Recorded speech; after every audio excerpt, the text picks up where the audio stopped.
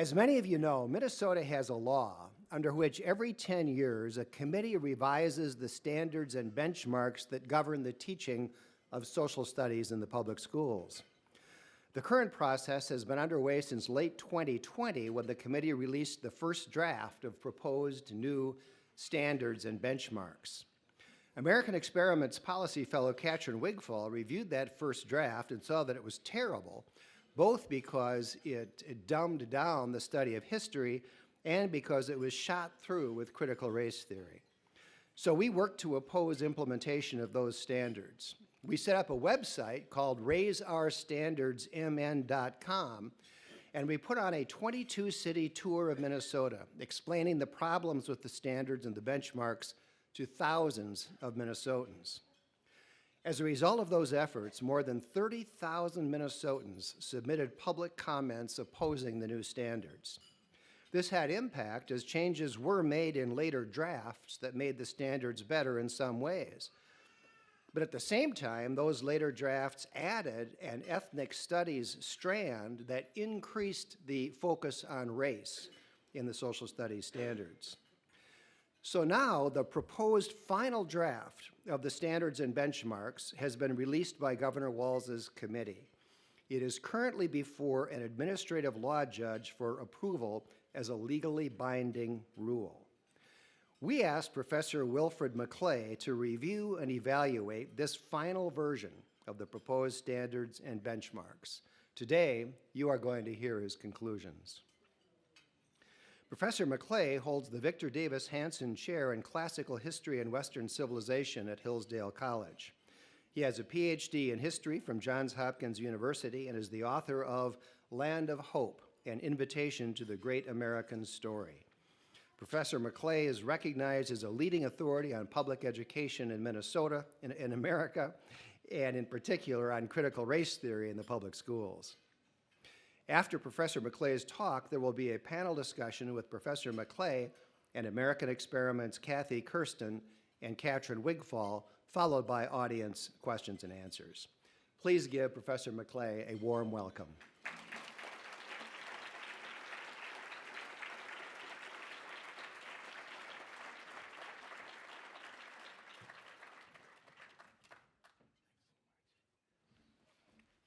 Still working on my chicken a little bit there. So hang on just a second here. Let me get my. I brought the standards with me just in case. You know, what's hard for me to believe in John's introduction is that these were actually worse at one point because they're so bad. But that's my talk. Anyway, I'm really delighted to join you today. It's really wonderful. This is a wonderful organization. I'm a great admirer of its leader and of those associated with him, of Kathy, who I think is a force of nature. But I won't go on about that. I am a resident of Michigan, and so I'm a bit of an interloper here. But these are problems that affect all of us, and I don't think you'll mind, because this problem of what to teach young people about history, about civics, economics, the things that make up this stew we call social studies, it's a universal problem. It's affecting all of us. Every state is going through something like what you're going through. Maybe not as severe as the difficulties you're faced with, but for a great many Americans, the question of what their children are being taught in school is suddenly, unexpectedly, alarmingly before them. That's a huge problem. And among one of their chief concerns, along with inflation and crime, immigration, taxes, of course, and the usual. Minnesota has in the past been a beacon, a leader in reference to other states, one that other states look to as an example. That will probably be the case in this instance as well. So what happens here is going to be instructive, it's going to be influential. What happens to your standards matters. Will have a reach beyond the state's borders because you've been an example in the past. So Before I talk about the standards themselves, I want to explain why this question of social studies standards matters so much. And some of this is sort of philosophical, but I think we have to go there. First of all, we Americans need a civic education. We need to provide a civic education for our young people. We need it because our form of government demands it. The most fundamental justification for mandatory education is that of creating a citizenry that's competent to the task of ruling a free and self-governing polity. Without it, you can't have a liberal democracy. As Thomas Jefferson famously declared, if a nation expects to be ignorant and free in a state of civilization, it expects what never was and never will be. Hear, hear. Our knowledge of such things doesn't come to us automatically by cultural osmosis. It has to be acquired, and the way we acquire it is in schools. We acquire it, we make it a part of our consciousness, part of our common and shared memory. And this is something we are failing to do consistently. Citizenship is no longer a word, an exalted word with a noble luster. Civics has become nothing more than a kind of user's guide to the machinery of government, or how to work around that machinery in some cases.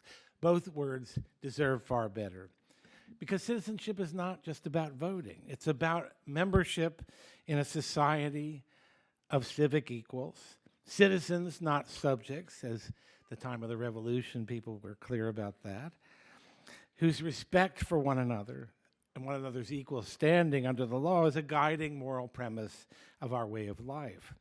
Civic education is not only about how a bill becomes a law, increasingly Baroque subject, it's about promoting a vivid and enduring sense of what we have in common, of our belonging to one of the greatest enterprises in human history, this astonishing, perilous, immensely consequential and exciting story of our own country. Hence, a civic education is an initiation, not only into a canon of ideas, but into a community. And not only a community of the present, but a community of memory, a community that encompasses a long human chain linking past, present, and future in shared recognition and hopefully gratitude. That's not what we're getting today, right? And we will get even less of it in the future if these new standards are allowed to take hold.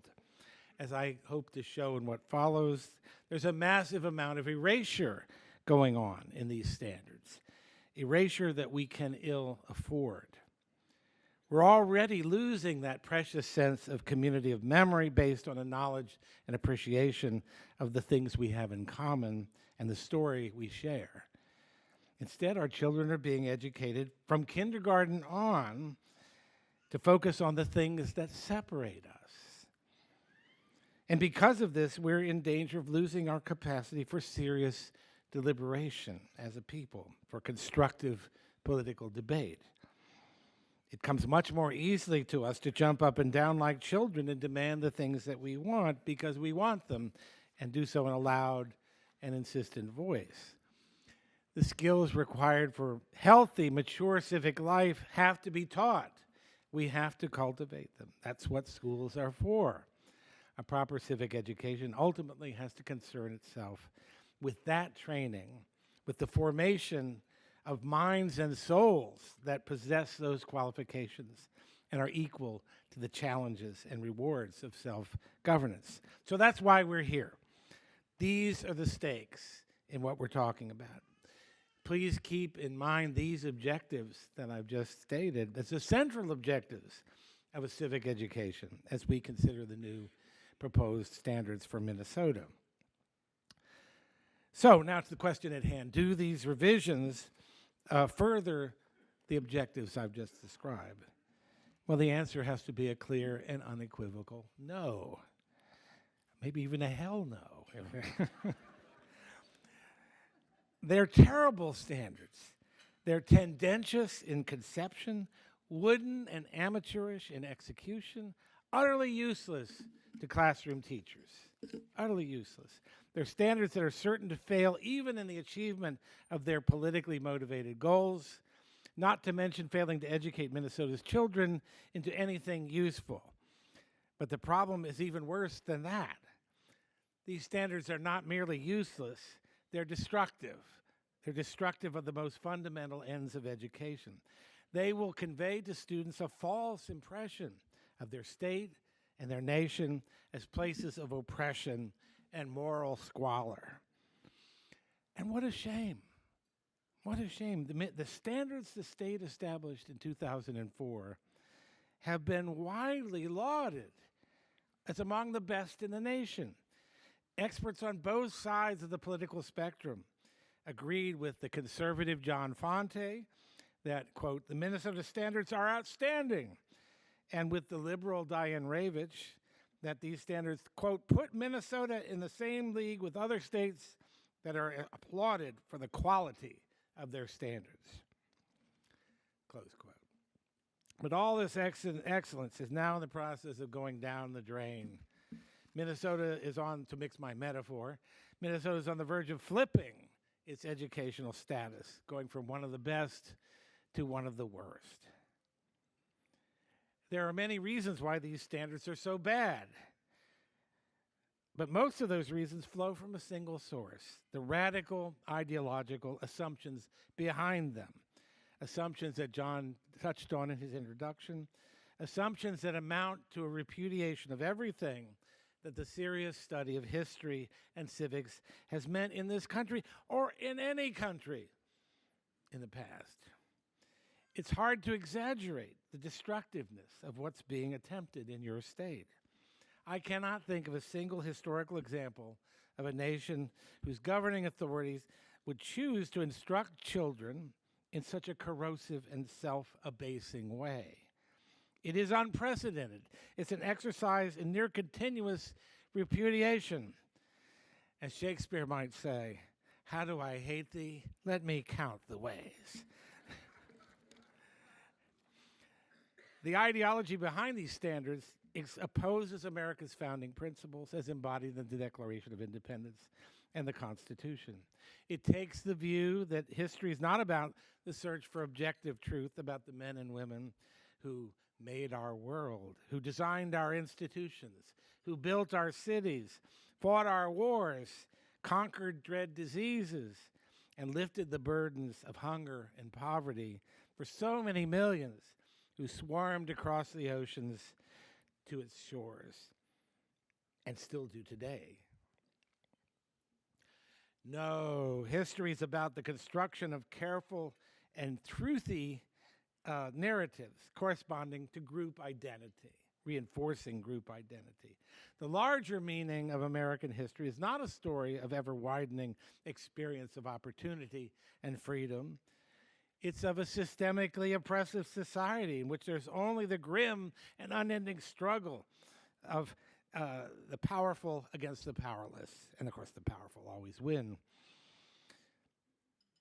Our history should not be thought of as a story of an effort to realize our noble founding ideals ever more fully and perfectly, but merely an ugly and soulless competition between the narratives of the dominant classes and the stories of the marginalized and oppressed and forgotten, whose suffering and deprivation have in the past been erased from the larger story. Therefore, the only plausible reason to study the past is to prepare students for political activism and resistance, a word that figures frequently in these standards and their benchmarks. Resistance.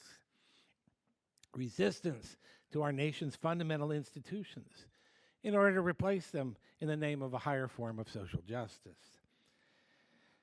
So to get a little more specific, we see what's coming at the very outset of the standards when we see the elevation of this thing called ethnic studies as a category or strand, to use their jargon, on a par with the state-mandated topics of history, geography, economics, and citizenship and government.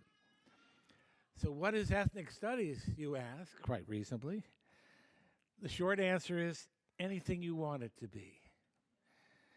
It's a non-subject and a non-discipline, but is here treated as an organizing principle comparable to the other established disciplinary categories, history, geography, etc. And because it's a principle that can be anything one wants it to be, it makes a great disguise for the work of forming young minds into political pawns. Of course, most Minnesota teachers are conscientious and not in the business of propagandizing. Now, will these good teachers find anything useful by way of guidance in the standards? It's hard to see how. The fact is that in contrast to the substantial and content-rich 2004 standards, these new standards are empty, vacuous, and of very little use, as I've already said, to actual flesh and blood classroom teachers in the real world. Let's look at one example. And some of this stuff is very hard to tell you about with a straight face, but this is serious business. This is for kindergartners in civics. And there are standards, and then there are benchmarks, which are meant to be more specific implementations of the more general standards. So first I'll read you the standard. Apply civic reasoning and demonstrate civic skills, including civil discourse, for the purpose of informed and engaged lifelong civic engagement. Kindergartners, okay? The accompanying benchmark doesn't give teachers anything more specific to work with. Quote, demonstrate civic skills in a classroom that reflect an understanding of civic values by identifying a classroom goal and listing ways that students work together using civic skills to address a need or a goal. Kindergartners, clean up the floor? I mean, I'm not sure what, is that a civic enterprise now? This is a pattern through most of the standards. With only a few exceptions, the standards themselves are wooden, and many of the benchmarks too, are wooden, crude, clumsy, vague, deficient in age-appropriate awareness, and absolutely useless, if I said it before, I'll say it again, to teachers who are seeking to improve their effectiveness. But that's just to scratch the surface of the problem. And now we return to the truly egregious edition, as John pointed out, of ethnic studies as a way to smuggle in what couldn't come in the front door. To be sure, all of the strands, including history, geography, etc., they have politicized elements, which I think must be left over from the earlier drafts. But in the ethnic studies strand, the elements are announced in a pure and undiluted form, virtually with trumpets blaring. I can convey the essence of the matter by a single example, you'll be relieved to know. I'm not going to try to beat you into submission, but this is not an unusual one. It's quite typical. And I'm using the kindergarten level in ethnic studies. Kindergarten. First, a dead giveaway that we're entering political territory is there's a standard subcategory under ethnic studies that is titled resistance. Resistance. Haven't they ever heard resistance is futile? I mean, they don't. Well, never mind. It's very subtle. This category of resistance runs through every grade level, including kindergarten.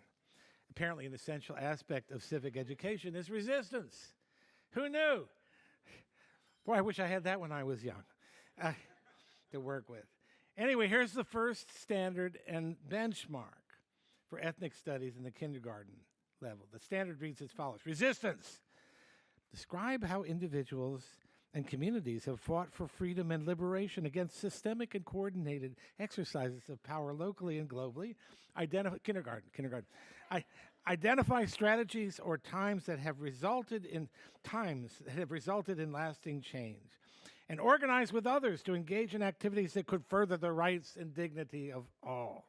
All you kindergartners of the world, unite. You have nothing to lose but your safety scissors. I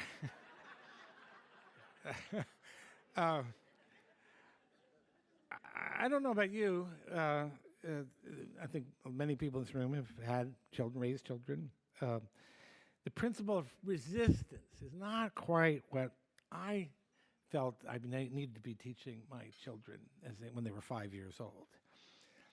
At that age, resistance comes naturally, right? And injustice means not getting what I want. But now look at the benchmark. These are supposed to be more specific efforts to realize the abstract standard. Retell a story about an unfair experience that conveys a power imbalance, your own or from a story you have read. Share what we can learn from this story. Again, 5-year-old children. Under the rubric of ethnic studies. Now, what's ethnic about this? There's an assumption, isn't there, that every power imbalance that exists has something to do with ethnicity, whatever that is, or let's say, be more direct, race. And children of 5 years old already have the requisite knowledge to judge for themselves what a more proper power balance would be. But seriously, more likely what's going to happen is teachers are going to be tasked with instructing the child as to what constitutes a power imbalance, subtly or not so subtly. In other words, he or she, the teacher, will be engaging in indoctrination, political indoctrination. In other words, to go back to some of the language of my introduction, the things that separate us, the weight of racial, ethnic inequities, conflicts, and resentments past, real or imagined, actual or perceived.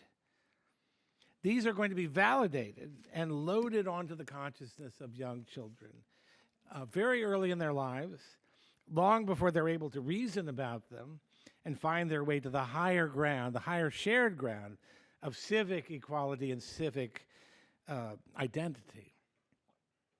It's not an exaggeration to say that children trained by these standards will examine every question and moral conflict, be trained to do so, primarily in terms of race. Is that a healthy way to build a more equitable and harmonious society? I think not. Of course, we know that children have a strong sense of fairness. Oh, do they ever? All the time. It's not fair. This is the unofficial battle cry of all young people. It's not fair.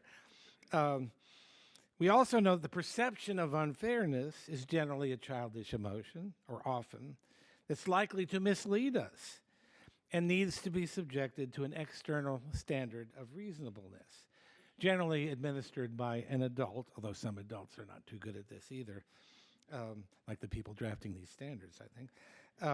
The process of becoming an adult is precisely that of learning how to separate our emotions from an objective shared reality that stands above them. That's also the way we learn to be decent people and responsible citizens, by learning how to place the law, remember that idea, the law, and the public interest, and the shared sensibilities of others above our own passions and interests. Page after page of the new standards feature objectives that are neither age appropriate nor politically neutral. Many of them are frankly ridiculous. First graders, so they've matured a lot beyond kindergarten. First graders are asked, quote, to identify examples of ethnicity, equality, liberation, and systems of power, and use these examples to construct meanings for those terms. Ooh, Humpty Dumpty. Right. Fourth graders are asked to, quote, explain the role that stereotypes and images, including those that are racist, play in the construction of an individual or group's identity. Identify the implications associated with them and how and why stereotypes have changed over time. Here's another fourth grade benchmark, obviously a key inflection point in the moral development of these kids. Identify the processes and impacts of colonization and examine how discrimination and the oppression of various racial and ethnic groups have produced resistance movements. colonization. When I was a fourth grader, I mean, colonization was my mother looking through my dresser to see if she could find contraband. Mom, you're colonizing my space. Perhaps some elementary school students are miraculously aware of all these oppression narratives that are being kept from them. But again, let's be frank, what these instructions really do in practice is require teachers to supply these stories of marginalization, erasure, greed, domination, oppression, and whatever else grim sort of thing can be brought into the picture. It's a formula for turning teachers into propagandists and even forcing them into that role. In many cases, I think it will be doing it against their wills. As I said, this is the stuff of hilarity, or would be if it were not the souls of our children that are being affected and marinated in this tendentious and poisonous stew. The pattern established in the first grade continues to the ninth grade. The same boilerplate standards language, accompanying benchmarks of increasingly strident ideological explicitness. By the ninth grade, the students are repeatedly asked to, quote, examine the impact of U.S. imperialism in foreign policy on immigration patterns, and examine the construction of racialized hierarchies based on colorism and dominant European beauty standards and values. And there's more. Develop an analysis of racial capitalism. I don't even know what that is. Political economy, anti-blackness, indigenous sovereignty, illegality, and indigeneity. Yeah, you know, ninth grade, that's not asking too much. The case for radical politicization is so obvious that it doesn't really need exposition, does it? All you have to do is read the language, the plain language. In addition, the imperative importance of activism is clear and sometimes even explicit. Third graders, quote, identify a local public problem and describe ways that individuals and groups can take informed action to influence decision makers to make a difference in the civic life of their communities. We need a Chick-fil-A within walking distance of my house. Okay, seventh graders, identify a pressing contemporary issue in your community or the United States, examine its historical context, and design a plan to address it. Eighth graders, design an action plan. Action here. There's an activist thing here. Design an action plan to address the disproportionate impacts of environmental issues and climate change on different communities from local and national scales. Eighth graders for that. All of this before students can possibly have sufficient scientific or social scientific knowledge to have an independent opinion at all on the subject matter about which they are pronouncing and engaging and pontificating. This call to activism is clear even in the strand for geography. Oh, geography, what they've done with geography. That's a whole other lecture. For example, high school students must, quote, evaluate the impact of spatial decisions on policies affecting historically marginalized communities of color and indigenous nations and take actions to affect policies. Geography. And there's no, so students may not learn where North America is in relation to South America, but they're going to know about all historically marginalized communities of color in indigenous nations. So it is oppression narratives as far as the eye can see. It's astonishing how much is being left out in the process. I mentioned this earlier, erasure.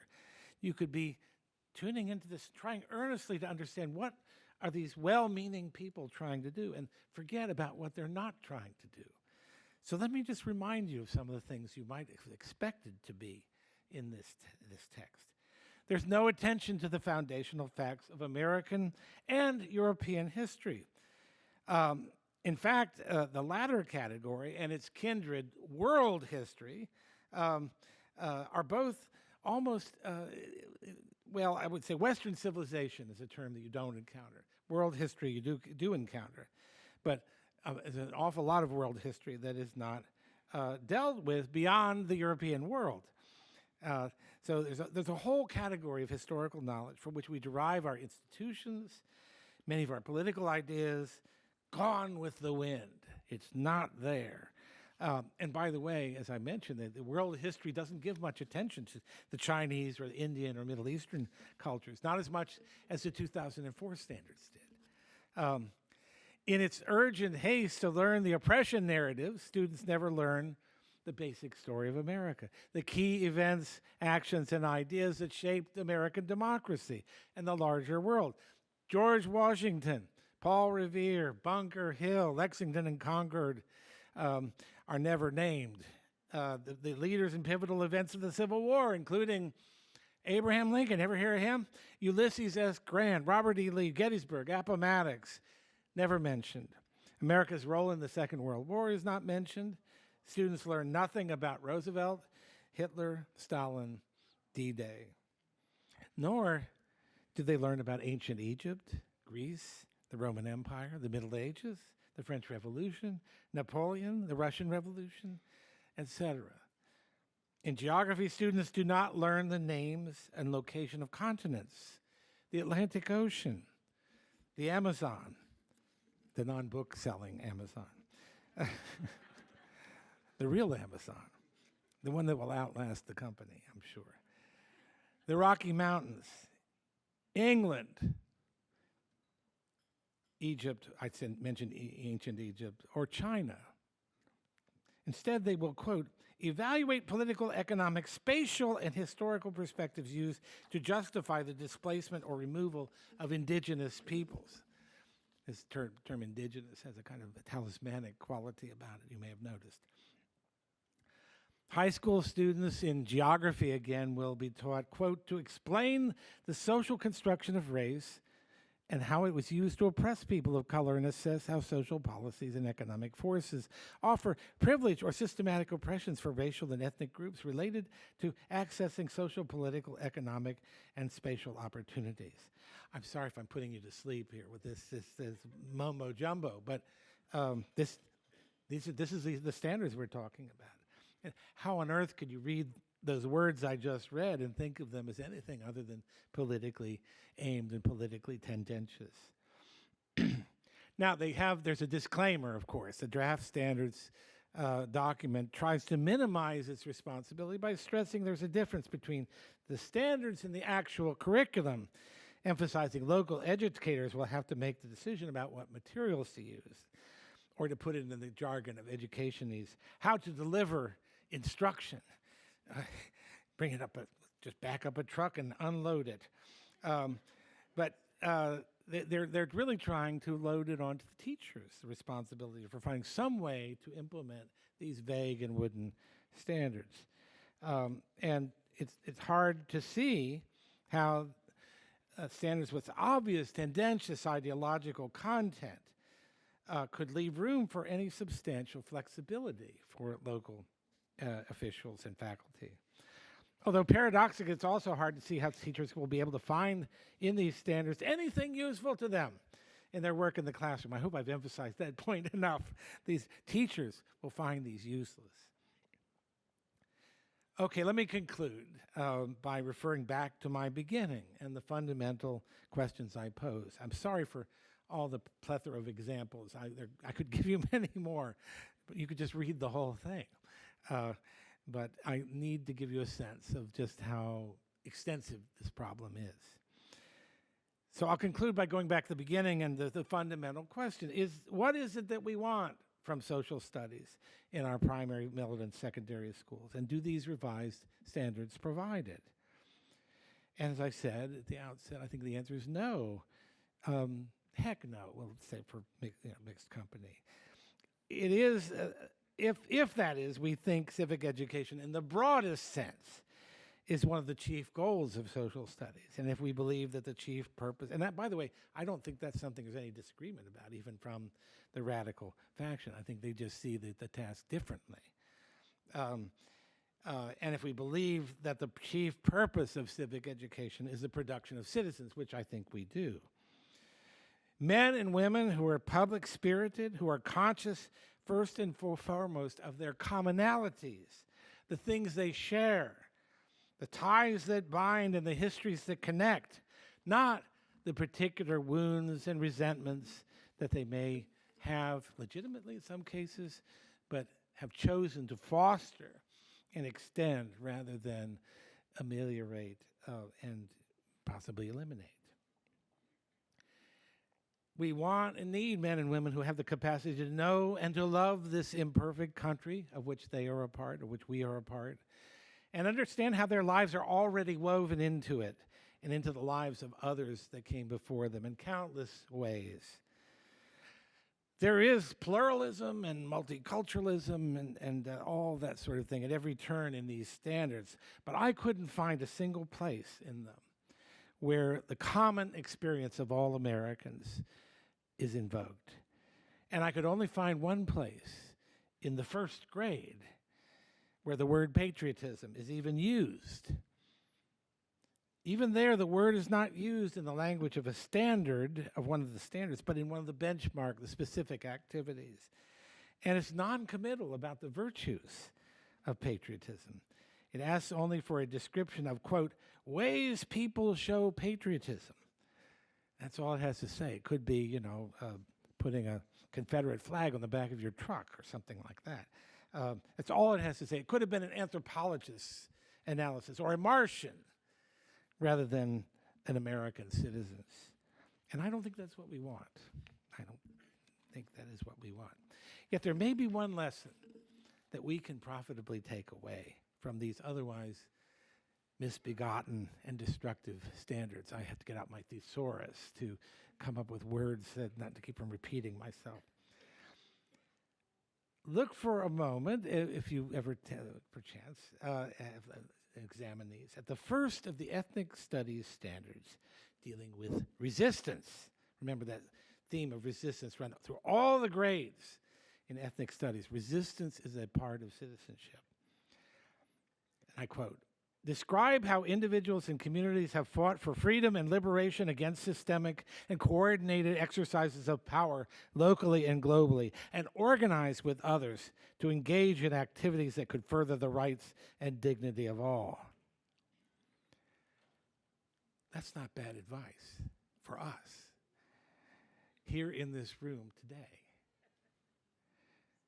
After all, the Minnesota draft standards for 2022 are a quote, systemic and coordinated exercise of power by educational bureaucrats, destructive to the dignity of all. N'est-ce pas?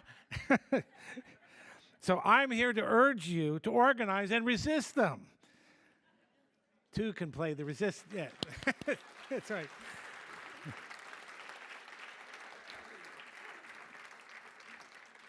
Two can play the resistance game.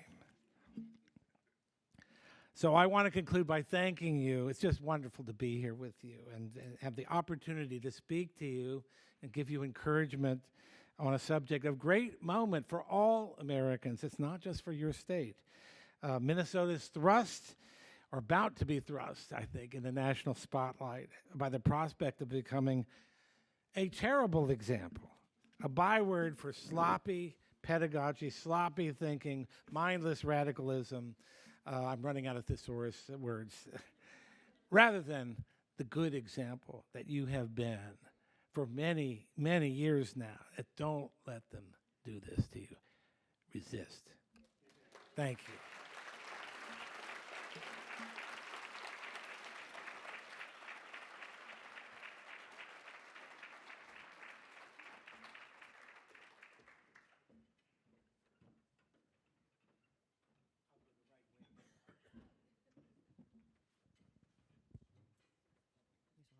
Test.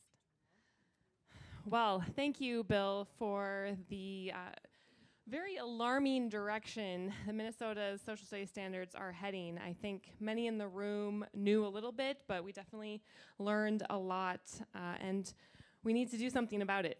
Can I ask you a question, just very, very quickly? I'm curious about, because you were kind of the one who threw the flag initially on all of this, and how much worse was the first draft? I mean, just in a few words. I mean, a let's few not count words. the ways. There was no mention of the Holocaust. There were key events from U.S. history that were missing. So Civil War, World Wars I and II briefly mentioned, but anything remotely that would contribute to what led up to those wars, individuals involved, and that sort of thing. Now, MDE, when we pointed out that the Holocaust was missing, did say that it was an oversight on their part. I'll bet you the word Zionism was mentioned, though. It will be. It will be going forward. But negatively in the initial. Right. So again, the draft standards are horrible in their form, but I want to circle back to what you mentioned at the beginning of your remarks about how not only are these draft standards and benchmarks useless, but they are destructive. And this comes, I think, at a time when we are seeing a very concerning decline in academic excellence in Minnesota. We have a new school year back in session, but we have fewer than half of Minnesota students who are proficient in math. 44.6% can do math at grade level. We have just under 50% of students who can't read at grade level. Among our high school seniors, only 36% of them, as 11th graders, can do grade level math. And parents are concerned. Our American Experiment Thinking Minnesota poll found that a plurality of Minnesotans want school leaders to prioritize academic achievement. No other answer came close. Now, where did these standards come from, though? That is important to understand in this whole proposal to change how history, how social studies is taught. Kathy, can you give us a little bit of background? Who's behind this radical form of proposed content? Well, this is really hard to believe, but it is true. The MDE, our Department of Education, when it created the drafting committee for the standards, did something unprecedented. It excluded subject matter experts in history, geography, et cetera. It replaced them with political activists from an organization called the Minnesota Ethnic Studies Coalition. This group, created in 2019, was created by a group called Education for Liberation Minnesota. Who are these people? Well, they have an agenda which includes abolition of police, prisons, border controls. They want to end racial capitalism, and they are in favor of, quote, abolishing the social order and building a new society. One of their leaders was on this standards drafting committee. He called the Minnesota public education system a, quote, white supremacist puzzle that must be taken apart and exposed for the lie that it is. And another leader said that after COVID, schools should not reopen at all unless they joined, quote, the social unrest, actively combat the greater public health crisis of systemic racism. Now, who appointed these people? Well, it was Governor Tim Walz's education commissioner, who has now approved these standards, and they have actually called for mandating ethnic studies in every grade in our legislature, from K through 12 in every subject. So going forward, that is Governor Walz's agenda.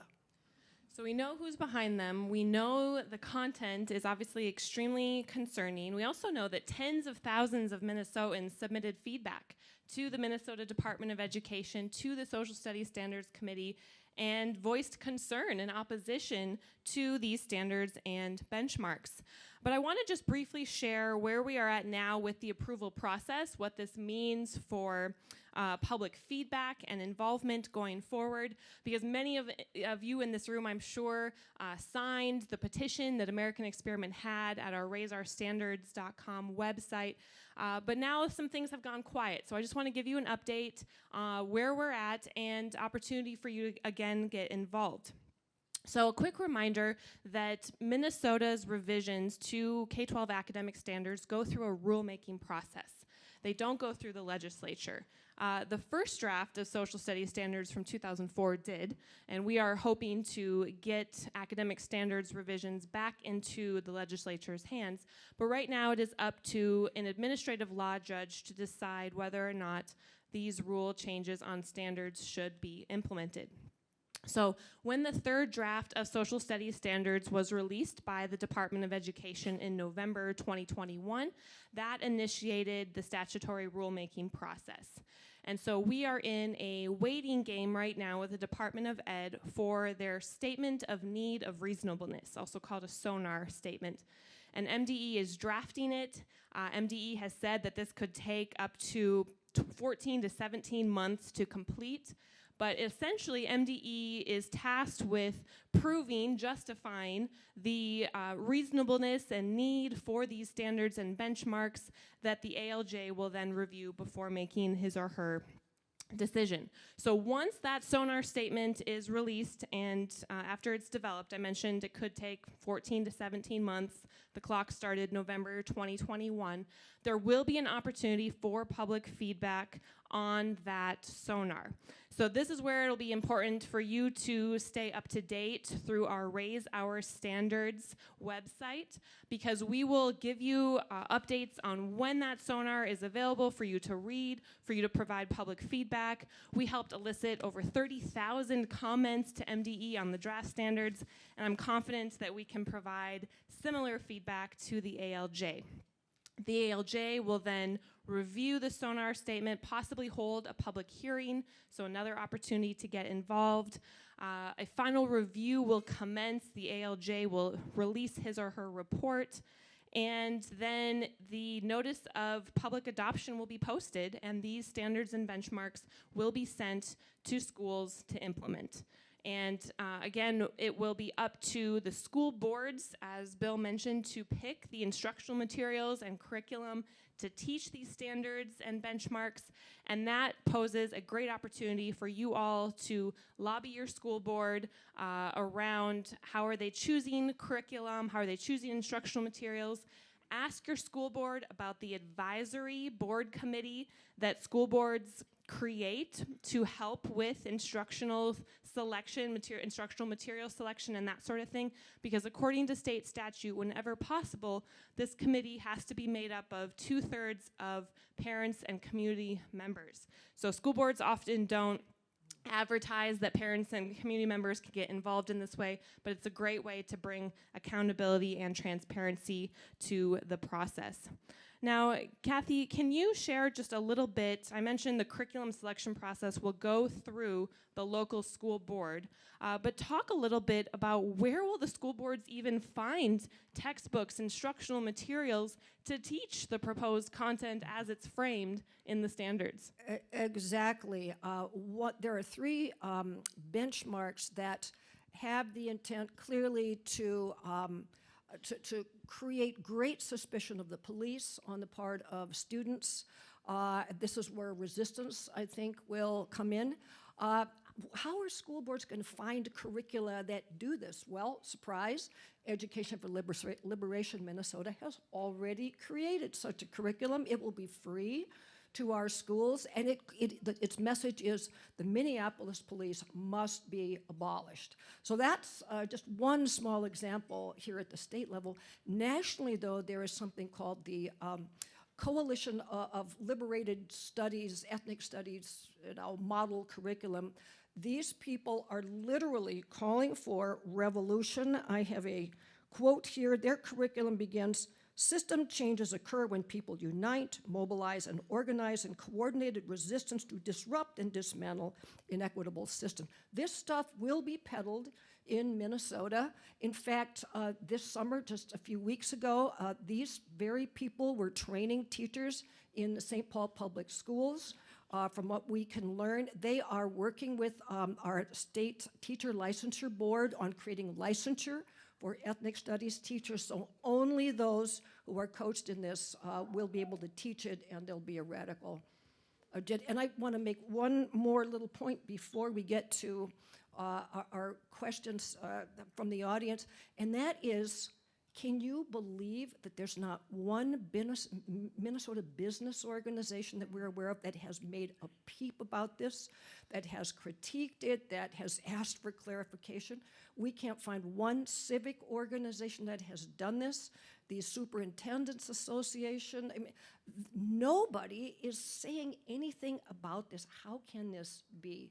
this would be allowed to go forward without any kind of concern expressed on the part of our elite leaders. But those who do have a say are parents, our community members, everyone in the room. As you go forward and watch what your school board is doing with implementation of the standards and benchmarks in whatever form they take, it's important to know your rights, and I want to draw attention to a state statute that maybe you are familiar with, maybe you're not. It is Minnesota State Statute 120B.20. It is titled Parental Curriculum Review. Now, this state statute says that school districts have to have a procedure in place for parents and guardians to review the instructional materials that their students get in the classroom, and if that parent or guardian objects, the school has to provide alternative instructional materials. Now, the school doesn't have to buy a whole new curriculum, but this is important because it allows parents to have a say in what their children are learning, and children cannot be penalized. That is also written in that language. So know your rights, know organizations who are working to support you in exercising those rights. I think of Minnesota Parents Alliance. We have many here who are representing that organization, who are running for school board. So minnesotaparents.org is a great place for resources on how to get involved locally, because that local grassroots activism is key to stopping this content. So with that, Kathy, Bill, final thoughts, and then I think we will have time for some Q&A. I'm just happy to go to the audience. I'd love to. Great, so we will have 2 microphones coming around with Bill and Catherine, or sorry, just one with Catherine. So please wait for a microphone so that the room can hear, and we will go from there. Catherine, I think we'll start, yes, right over here. I'll go right over here. Hi, thank you for the information. I mean, it's appalling on what we have to resist. But I was wondering, who's funding these organizations and the free curriculum to our schools? That is such a good question, and I think there are many sources, but a major source, I think, is American philanthropic foundations, which many of them have a very strong woke agenda. And you know, this has really occurred to me, though, many times. Where is this money coming from? And I think we see it in our political process as well, right, in our elections. So. I will just add Luke Rosiak's new book called Race to the Bottom. It was released this summer. He spends over the past several years tracing the dollars and showing how philanthropic foundations are behind the billions of dollars being infused into school districts for equity initiatives. He traces how I believe it was the MacArthur Foundation is largely responsible for 1619 Project getting the light of day and that sort of thing. So we see this nationwide, and it's a great deep dive, if you can stomach it, around where all of these ideas are coming from and who's pushing them. And that's really true here in Minnesota, too. Some of our most illustrious corporations are funding this kind of thing at the local level, too. Yeah, I think it's interesting that the foundation, there is no more capitalist organization than a foundation, in the sense that it could not exist under it in any other economic system. So there's an irony here, and then the business contribution is, you know, a lot of the people running, this is a complicated question, but a lot of people running those companies are afraid of their woke subordinates. It's a big problem. So the next question? Whoa. I'll crisscross.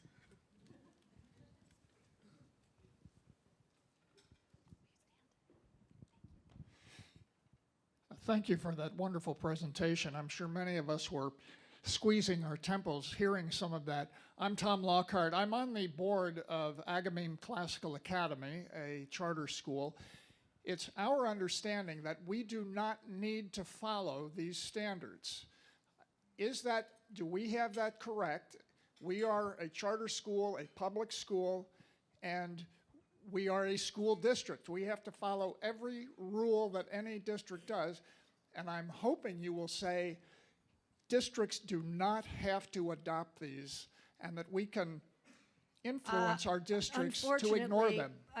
I suspect strongly that is not the case. And I can also tell you that in this legislation that Governor Walz proposed, if I didn't already say this, he wants to mandate this not only, of course, in charters, but in private and home schools as well. But I cannot believe that you will not be subject to these standards in a. I will add that the teaching of social studies standards and how much of these standards and benchmarks will be taught is a bit of a gray area because Minnesota does not have a statewide social studies standards test. So it will be hard to track whether or not students master every single benchmark listed. But the way that state statute is framed with academic standards, it does say public schools, and I would believe that charter schools would fall under that requirement. We have a question here. Representative Sandra Erickson, I'm the ranking member in the House of Representatives of Minnesota, the Education Policy Committee, and the former chair, and have to thank the Center of American Experiment for all the work they have done on this issue. We've worked kind of hand in hand, especially the two gals in the front and me and my staff to oppose these. And just to give you a little point of reference, I think, is that when all of us were referring our comments to the revision committee, I also sent them to the expected administrative law judge because he had ruled on previous segments of rulemaking that I had opposed. And so I was enlightened by those failures to know that state statute is very important when it comes to rulemaking, that an ALJ who is fair will take a look at Minnesota state statute to see whether or not, in this case, these standards support the statutes.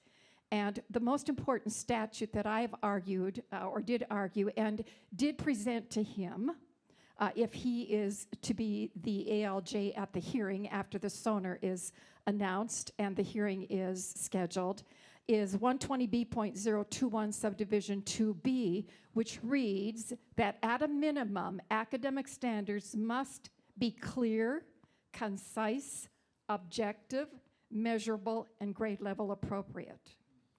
These standards at a minimum must also not require a specific teaching methodology or curriculum. And finally, be consistent with the United States and Minnesota constitutions. That in itself should be a really, really important statute to an ALJ to determine whether these standards are going to fit that, what is in law. This is what's in law. And even though social studies is not tested per federal and state standards law for testing as language arts and reading and science are, there still, will be a big push by the woke community to get these into rulemaking so that schools, districts, and charters follow them, and maybe private and homeschool as well. So this should be a very, very important piece that the ALJ looks at, considering the fact that when I failed previously in some of the earlier comments on other rules that were promulgated by the PALSB, the Professional Educators Standards and Licensing Board, he said, well, you didn't argue in favor of or in support of a state statute.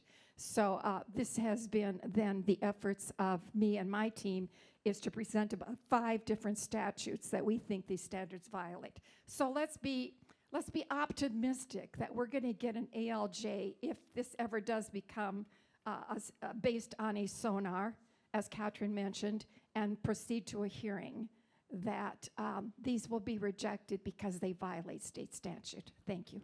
Thank you, Representative Erickson. I just want to briefly reiterate what Representative Erickson said. When we share with you when that SONAR is released for public input, it will be very important for your comments to reference state statute. And so we will provide guiding language around that so that you can make your comments direct, because these comments to the ALJ should not focus on content per se, but whether or not the content violates state statute in place. And so we will share guiding language around that to make sure that the ALJ just does not dismiss the comments and they actually apply to what's being asked. We'll take one here. Thank you. Just a quick thought experiment. Let's imagine a wand is waved and we got the perfect curricula in that all of us in this room generally could agree upon. But then that's presented to faculty that have been trained in critical race theory and ethnic studies. They're going to look at it and they'll consider it loathsome, right? And my question is, they probably won't quit, but they'll probably resist because, as you mentioned, that's the focus of resistance. And I don't think there's enough Hillsdale graduates around to fill in if they do quit. So is there a fundamental theoretical problem here in getting people on board, even if you win the curricula war? That's an easy one.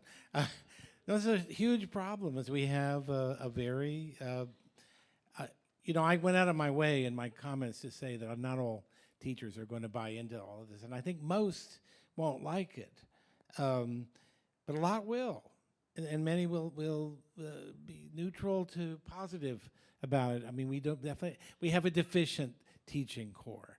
There, I've said it, but that doesn't mean it isn't worth trying to enforce standards, the standards that are better than the ones that we're getting. Your thought experiment is definitely a thought experiment. It's not going to happen. We're not going to get the one that we want anytime in the foreseeable future, but we can get better standards. We can just go back to what you had in this state 18 years ago. These were very good standards. This wasn't ancient history. This wasn't going back to the time of the founding fathers. It's relatively recent, and there were a lot of fights, and Kathy knows all about them. I know it didn't happen effortlessly, but it was pretty successful. So I wouldn't be too, the theoretic. Sometimes theory can lead you into swamps, like critical race theory, for example. The theoretical shouldn't stand in the way. The best shouldn't be the enemy of the good. That's one of my mottos in life, and I think that something that's good will marginally improve things for the next round of reform. So, And I will add to, sorry, Bill, are you finished? Okay. I'll just add to, a lot of this comes down to the individual teacher. So it is very important that you as a parent foster that relationship with your child's teacher. Teachers have a lot of leeway when it comes to supplemental instructional materials that they can use. When I taught, I had a history textbook that I had to go off of, but I brought in all sorts of outside supplemental materials, and we see that is where the concerning content can creep in with BLM curricula and 1619 project, but it's also an opportunity to share with teachers good supplemental instructional material options, such as Hillsdale's 1776 curricula, such as 1776 Unites curriculum. And so it's important for teachers to be aware that they can pull from these other resources as well if the proposed standards and benchmarks don't cover everything that they should. Yeah, and I think that Illumined, which is a tool of the Minnesota Parents Alliance, is going to have, or does already have, a number of those alternative curricula. I'm sorry to see that Todd Flanders just left, as a matter of fact, headmaster at Providence Academy, because he was on the committee that drafted those 2004 standards that we've heard so many wonderful things about. So yeah, it was not ancient history. can I say one more thing about this question? When I taught for 8 years at the University of Oklahoma before I went to Hillsdale, and I actually retired from OU, and I have a lot of affection for the place, even though it's kind of circling the toilet bowl at the moment, but not in football, though. That's the only thing that matters. It was something that the provost kind of threw at me after I was hired, and I couldn't do anything about it, to do a summer institute for teachers, Oklahoma teachers. A donor insisted they had to be from Oklahoma. And that became one of my favorite things, because what I felt I was doing was building up a network of like-minded teachers who were committed to excellence, who were committed to informed but basically traditional understanding of history and the way to teach it. And they were enthusiastic. I was sort of, as a Marxist would say, I was building cadre. And I really felt it made a difference. One of the things that made me sorry to leave is that I had to leave that in the hands of somebody who doesn't know what to do with it, frankly. So little things like that, to try to build a sense of community and commonality and professional standards and of not being alone. This is so important. Teachers who are really good teachers swimming in a somewhat fetid pool often feel very alone. And I think this is where parents also can make the good teachers feel appreciated. There's always something small but consequential that you can do. So don't despair. If you all would please give a round of applause for our panelists. Thank you.